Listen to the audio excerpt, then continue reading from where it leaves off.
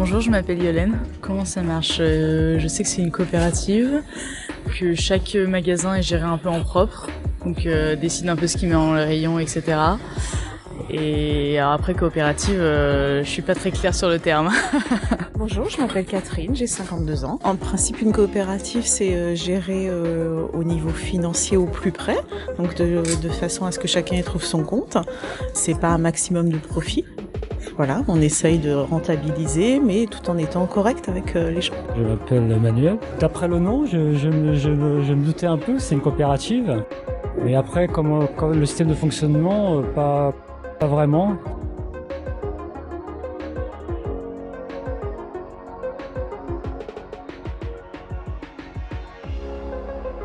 Bonjour à tous, bonjour à toutes. Alternatives aux entreprises capitalistes classiques, les coopératives représentent plus d'1 milliard de personnes dans le monde et en France plus d'1 million de salariés dans tous les secteurs d'activité, de l'agriculture à la banque, en passant par le commerce ou bien les services à la personne. Pour nous parler de ces modèles d'entreprise démocratiques, j'accueille dans ce 3e épisode de Plus bio la vie, Pierrick Deronne. Bonjour. Bonjour. Vous êtes président de Biocop, tout simplement. Et Fatima Belaredj, bonjour. Bonjour. Vous êtes déléguée générale de la Confédération générale des sociétés coopératives ou CGSCOP. C'est bien ça. Bon, on va commencer par le début. Une coopérative, en quoi ça consiste exactement? Parce que moi, j'ai en tête le système un sociétaire égale une voix. Mais déjà, un sociétaire, Fatima, qu'est-ce que c'est? Et puis, j'imagine qu'il y a quand même d'autres grands principes qui différencient une coop d'une entreprise classique. Un sociétaire, une voix, on peut avoir différents modèles de coopérative. Si vous avez une SCOP dont on va beaucoup parler, le sociétaire, c'est le salarié. Donc, il a une voix et il a voix au chapitre. On peut avoir d'autres coopératives, les coopératives agricoles, les coopératives bancaires. Si on prend l'exemple des coopératives bancaires, le sociétaire, c'est celui qui est dans la banque et qui a une part sociale. Dans une entreprise comme Biocop, par exemple, c'est quoi exactement la place du consommateur dans la gouvernance? Par exemple, moi, j'achète mes produits chez Biocop. Est-ce que j'ai voix au chapitre? Est-ce que je peux aller voter? Comment ça se passe concrètement? Quand on est consommateur de Biocop, on est d'abord consommateur du magasin. Donc une bonne partie des magasins est sous format coopératif. Donc selon les statuts choisis ou portés par la structure, le magasin dans lequel vous allez, vous pouvez être adhérente si c'est une association, coopératrice si c'est une coopérative de consommateurs. Ensuite, il y a des structures plus classiques, familiales. Et là, il y a parfois l'écoute des consommateurs. En tout cas, c'est la gouvernance est décidée par la gérance et peut impliquer les consommateurs d'une manière ou d'une autre. Ensuite, au niveau national, au niveau de l'enseigne, parce qu'on a construit une enseigne, il y a la question des territoires et ensuite il y a la question de l'enseigne.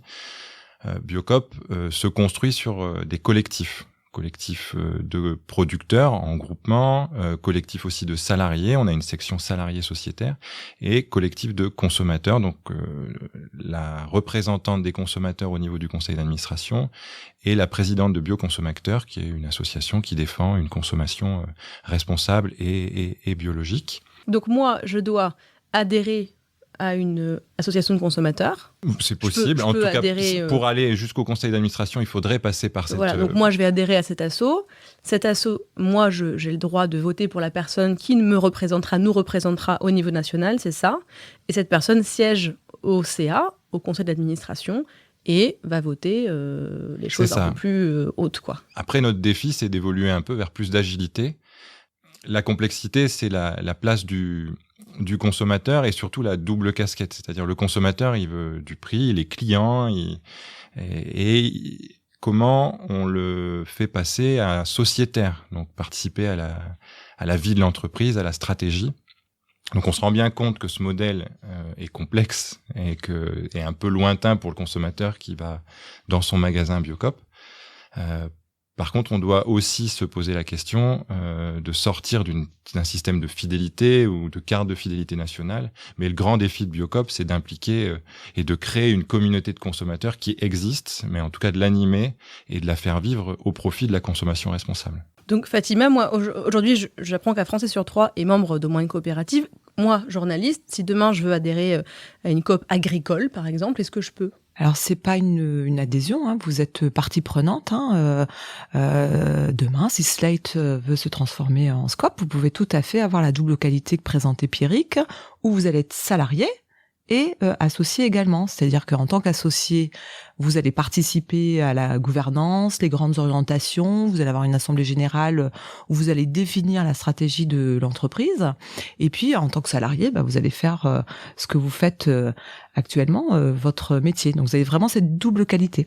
Vous-même, Pierrick Deronne, vous êtes président de Biocop et votre parcours illustre, je trouve, très bien le fonctionnement de la coopérative. Alors, je suis élu et je suis donc en premier lieu sociétaire magasin. Donc, je suis dans le réseau depuis 10 ans. J'ai été recruté à Annonay, en Ardèche, dans le magasin Biocop comme responsable de magasin salarié. Et ensuite, j'ai grandi dans mon entreprise. J'en suis devenu le gérant et je suis gérant aujourd'hui d'une SCOP qui a 3 magasins entre Annonay et Saint-Étienne. Donc, le président est issu du sociétariat, des sociétaires, et donc je suis en premier lieu sociétaire. Donc, salarié, responsable de magasin, gérant de SCOP, président, en fait, c'est ça votre... C'est ça. Très bien. Avec tout un parcours dans la coopérative pour grandir et comprendre comment fonctionne Biocop. Mais Fatima, est-ce que ça veut dire que n'importe quel sociétaire peut diriger une coopérative, en fait ? En tout cas, la qualité de coopératrice, donc on a appelé ça sociétaire, coopérateur, associé, cette qualité-là fait qu'à un moment donné, vous pouvez tout à fait être élu par les autres associés et donc devenir un jour présidente. Oui, c'est tout à fait possible. On a plusieurs exemples. On voit dans l'exemple de Pierrick notamment la progression, et c'est ça qui est aussi assez formidable dans les coopératives. On a plusieurs exemples de gens qui sont rentrés effectivement comme salariés et qui sont rentrés au sociétariat et puis ont pris des responsabilités et sont devenus PDG de leur entreprise. On a quelques exemples.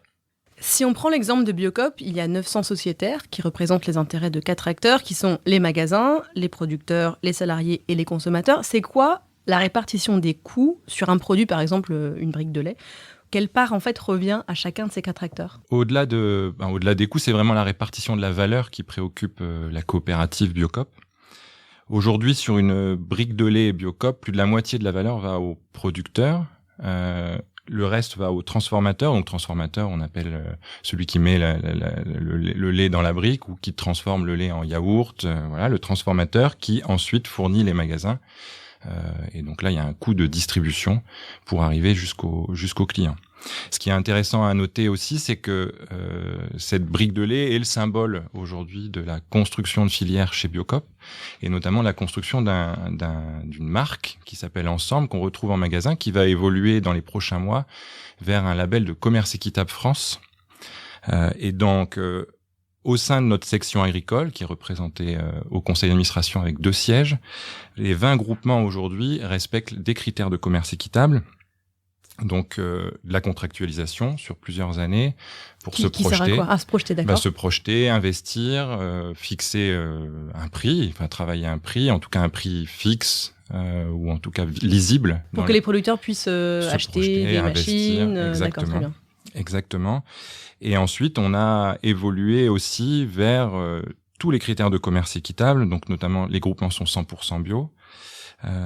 On reverse un fonds de co-développement, donc 1% de la valeur donc de la brique de lait est reversée au groupement de la section agricole. Ça leur permet de travailler notamment leur gouvernance, de consolider leur collectif, pour aussi répondre aux exigences concurrentielles avec les autres acteurs de la distribution et pouvoir négocier des prix, pas qu'avec Biocop, parce que ces groupements travaillent aussi avec d'autres distributeurs. Donc ça relève un peu le niveau, quoi, ce que vous voulez dire. Ça permet de négocier avec d'autres personnes, de dire « moi, il y a Biocop qui me propose ça. » Oui, ou en tout cas de les consolider pour éviter l'asymétrie de pouvoir et ce qui fait la dévalorisation de l'agriculture aujourd'hui. Je précise la asymétrie de pouvoir.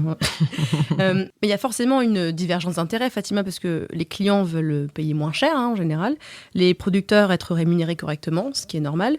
Pourquoi le système coopératif serait plus équitable, finalement, qu'un système capitaliste classique ? Alors le système coopératif est plus équitable dans le sens où déjà statutairement, il y a des obligations en fait qui sont l'état d'esprit des salariés coopérateurs, si on prend l'exemple des SCOP, où dans la répartition des richesses, là plus précisément du bénéfice, une partie est forcément reversée dans l'entreprise pour assurer sa pérennité.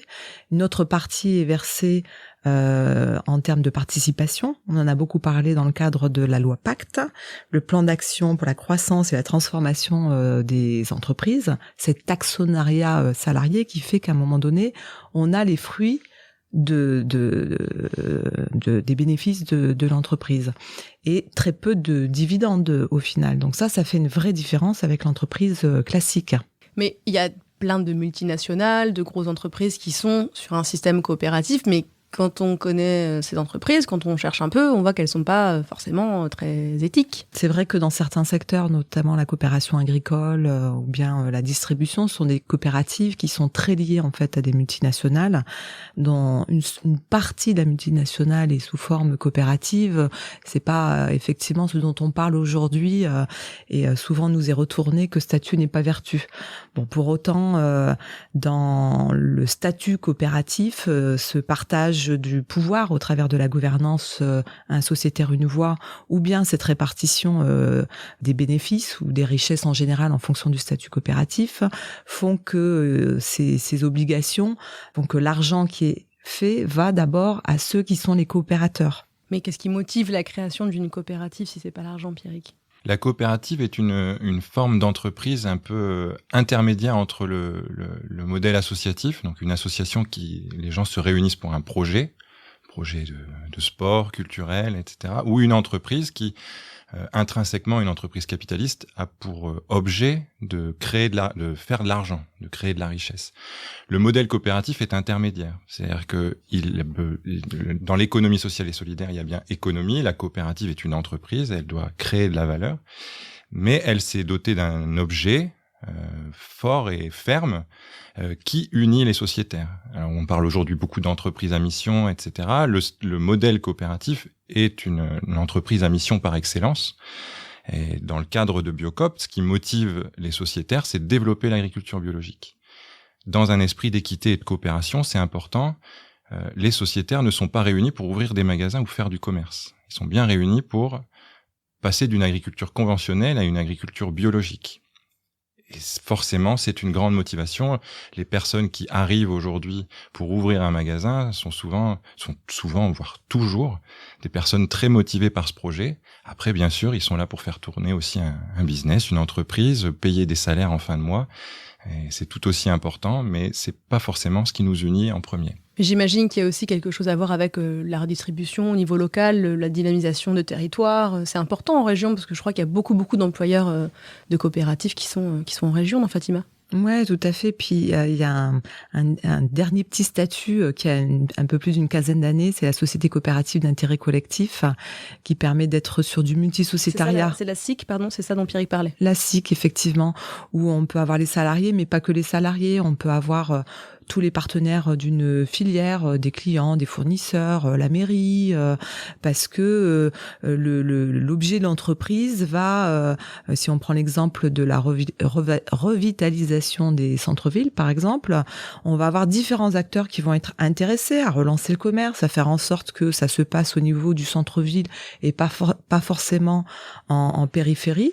Et donc, ils vont créer, donc cet état d'esprit qu'on évoquait tout à l'heure, ils vont se retrouver dans la création d'une société coopérative d'intérêt collectif. Et c'est vrai que sur ce type d'entreprise, chaque année, c'est plus 10%. Ça correspond vraiment à une dimension intérêt collectif qui répond beaucoup en fait à des enjeux qu'on va avoir à l'échelle d'un territoire, que ce soit une micro-commune jusqu'à une région. Oui, c'est important pour le tissu associatif, collectif, emploi, entreprise. J'imagine que c'est quand même multi-perspective, une coopérative. Tout à fait. Il y a un exemple que j'aime bien donner, c'est celui d'Enercoop. Vous savez, cette entreprise qui crée de l'électricité verte et qui, autour de son projet, puisque aujourd'hui le projet a à la fois une dimension nationale et territoriale, territoriale parce qu'elle travaille en fait avec les producteurs et tous ceux qui peuvent intervenir sur la filière ou qui sont intéressés pour le développement du territoire. Il y a beaucoup de régions qui sont rentrées par exemple dans le capital de ces SIC au niveau régional, et à la fois une dimension nationale parce que sur le marché de l'électricité, ça se passe à cette échelle-là et même au-delà, même à l'échelle européenne. Et ce multisociétariat, il concrétise en tout cas un intérêt et à la fois commercial et à la fois d'intérêt général, puisqu'il va reverser et distribuer les bénéfices de cette entreprise, tant au niveau des producteurs que de l'ensemble des autres associés. Est-ce que Biocop a des objectifs de croissance, Pierrick ? Quand même, comme toute entreprise. On n'a pas d'objectif de croissance, on est sur un marché en croissance, donc on capte la croissance. Nous, on a un objectif de développement. Et le développement, il peut se faire pour nous en tout cas, il doit se faire sur le modèle conventionnel d'agriculture ou même de distribution. On est une alternative, on souhaite être une alternative au modèle dominant aujourd'hui. Donc c'est du développement et non de la croissance. Biocop est bien conscient et ça fait partie de son militantisme, est bien conscient. J'allais vous demander justement, est-ce que c'est une forme de militantisme, la coopérative ? Oui, en tout cas le modèle coopératif met à l'honneur le militantisme. C'est le meilleur outil et le plus bel outil pour mettre à l'honneur le militantisme. Mais on a bien conscience qu'on n'est pas dans un monde infini. Et nous avons aussi des courants de pensée dans Biocop qui portent la décroissance et cette notion-là qui est importante aussi d'un point de vue militant. On parle de croissance et je le disais au début de l'épisode, les coopératives, c'est plus d'1 milliard de personnes dans le monde. Mais économiquement, c'est quoi leur poids en France, Fatima ? Est-ce qu'il y a une croissance des coop ? Il y a de plus en plus de coop ou ça reste stable ? Alors, au niveau français, ça représente 22 600 entreprises et 1,3 million salariés. Et depuis 2016, c'est une progression de 2,7%. Sur les 3 dernières années. Et comme vous le disiez tout à l'heure, un Français sur 3 est membre d'une coopérative. Donc c'est un secteur qui connaît une croissance en fonction de la spécificité. Si je reviens à la famille que je connais le mieux, les SCOP et les SIC, on a une belle croissance en fait sur les 7 dernières années, puisqu'on connaît une croissance à peu près 5% en fait chaque année. Et actuellement, on a travaillé à un plan de développement. On évoquait tout à l'heure croissance-développement, mais on s'est fixé en 2016 de progresser de plus 30%. C'est-à-dire de passer à 52 000 salariés à 70 000, parce qu'on s'est rendu compte en fait que quand on mettait de l'argent sur les territoires, ça permettait de plus parler, de communiquer sur le statut, et puis surtout ça répond à des aspérités sociétales. C'est-à-dire qu'aujourd'hui, l'entreprise d'hier ne peut pas être l'entreprise de demain. C'est une entreprise où les salariés qui ont envie de s'impliquer dans les entreprises veulent jouer un rôle et notamment avoir des retombées sociétales sur le plan environnemental notamment, mais pas que. Une meilleure répartition des richesses. Donc l'entreprise de demain a un rôle vraiment de société à jouer, et c'est vrai qu'on retrouve beaucoup en tout cas de jeunes qui ont envie de rentrer en fait dans les coopératives, justement pour pas que ce soit que pour de l'argent. Fatima, vous le disiez, en France, on a plus de 22 000 entreprises coopératives. Je crois d'ailleurs qu'on est leader européen devant l'Italie, l'Espagne notamment. Mais est-ce que l'État français encourage ce genre de système, Pierrick ? L'État français a compris l'intérêt de la coopérative et comprend les enjeux d'avenir autour de la mission, des évolutions de l'entreprise avec la loi Pacte. Après, la reconnaissance du modèle coopératif statutaire est un peu limitée. Nous avons un haut commissaire qui est rattaché au ministère de la Transition écologique, et pour moi, il devrait être rattaché au ministère de l'Économie. Si on devait montrer un signal politique fort, ce serait quand même important. Et ce que je voudrais ajouter aussi, c'est face aux aux mouvements qu'on peut voir aujourd'hui dans la société, les Gilets jaunes l'an dernier, on voit bien qu'il y a des attentes fortes sur la question du partage de la valeur, de l'implication, de la contribution au modèle social, au service public, etc.